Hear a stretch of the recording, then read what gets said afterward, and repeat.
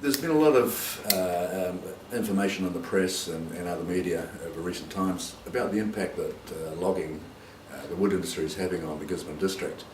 And it's well recognised by the wood industry that there is an impact there, and we're working very, very hard to try and mitigate that. But unfortunately there are three facts that we really can't alter. One is that the port is where it is, the second is of course is where the trees are where they are, and the third is the economic environment in which we live today. We can't get away from that. I spent a number of years in Asia, had a regional responsibility from China down to New Zealand, and in honesty, and I was almost ashamed of it as a Kiwi, New Zealand could have slipped off the end of the world and we wouldn't have noticed, or not many people would have noticed. We are a very small part of the world economy, and if we think we can live in an environment that has a different economic model from the rest of the world, then unfortunately we are kidding ourselves. It's a fact that we have to do that. It's a supply and demand and a market economy that we must live in. So trees, forestry is extremely important to this district. New Zealand is very, very dependent upon the primary industries and always has been and probably will do for many, many years to come. Dairy is a major contributor, as everybody knows, has incomes around the $6 billion mark. Wood has about $3 billion, as sheep and beef have the same sort of level. Wood is growing much faster because we have a lot of product coming on stream, now becoming available. It was planted 30 odd years ago. Sheep and beef, of course, have a limit. You can't grow land to expand, so there is limits there. But they are doing very well at the moment. The sheep prices, meat prices, wool stuff commodity prices have improved a lot in the last little while. But at the end of the day, wood has been the major source of or driver of the economy in this district for quite a long time. We would like to see a lot more wood production in this district. We have a couple of mills, one in the pipeline, but the vast bulk of our wood product goes out as logs to Korea, India, China, some to Australia, States, and so on. We would like to see 60% of that wood being developed further to ply, to construction timber, to pulp for paper or whatever. The biofuels area is an area that could expand.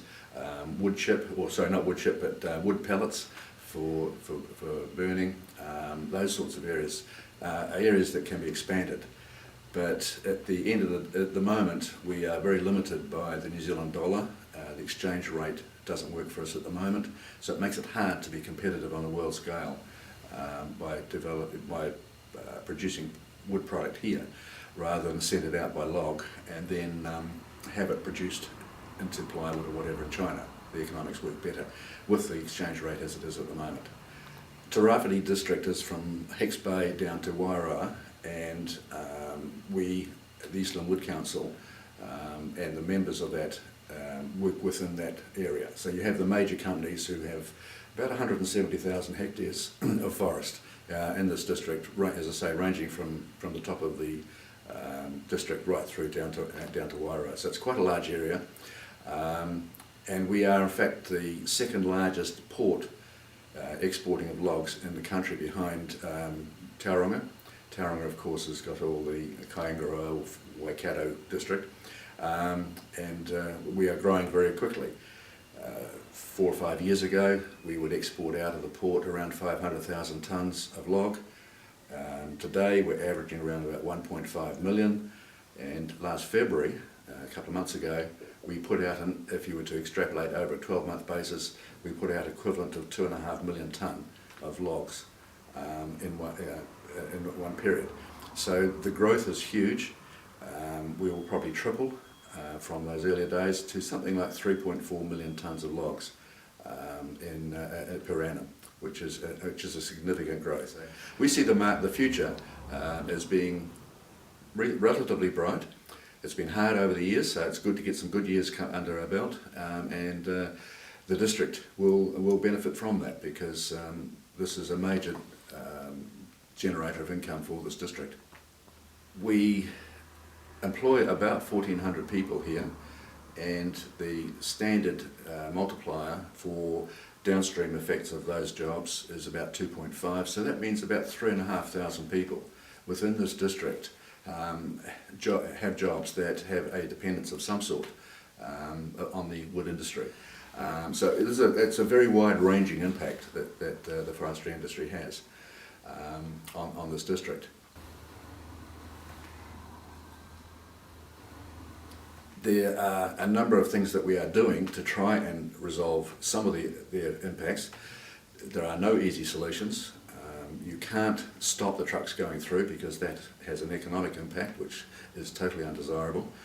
But if we can keep the accesses open that we have at the moment, Ormond Road, Awapuni Road and State Highway 35 from the north, they need to be upgraded or maintained at a level so that the trucks and the traffic can flow smoothly without too much impediment, so that cars and things aren't held up and so on. We often hear the discussions around rail. Why don't we use rail? There's two parts to that. One is people talk about rail to Napier. It's not something that the forestry industry has any future in, because we do not ship logs today to Napier by truck or by any other means. We bring them into Gisborne port and ship them directly to the market from Gisborne, so there's little point in bringing a log into Gisborne from somewhere north, putting it on a train, sending it to Napier to put it on the same boat that would have been put on in Gisborne. So that doesn't make a lot of sense. So there's no future for forestry in Napier Rail. The other half of the discussion is we have a newly developed inner port out at Matafero where we will store off-site overflow, where when the port is full and there's no more capacity to put any more logs, they'll go out to Matafero. And then the discussion is, okay, why don't you bring them in by train from there and reduce the number of trucks? Yes, that could be done. The economics are very difficult to justify, but it could be done. The issues are around the fact that there is a navigation project being developed by the Gisborne District Council, which is a very worthy project and something we would support. Unfortunately, it's in the same places that we would run the trains through. And it would be a shame to see a lovely restaurant or cafe or bar or whatever on a Sunday morning and then a big logging train go trundling through the middle of it. It's the two aspects just don't mix. You can't mix a commercial port operation with recreational things of that sort. It just doesn't mix. Yeah. If we can upgrade the roads so that the roundabouts are less congested, the smoother flows, we manage our traffic better in the sense of, trucks don't engine brake in the middle of town, those sorts of things we need to be always vigilant about, and making sure that the trucks are behaving themselves. But we also need some tolerance and acceptance from the general public that we have a job to do, and there are a lot of people's livelihoods that are dependent on those trucks operating.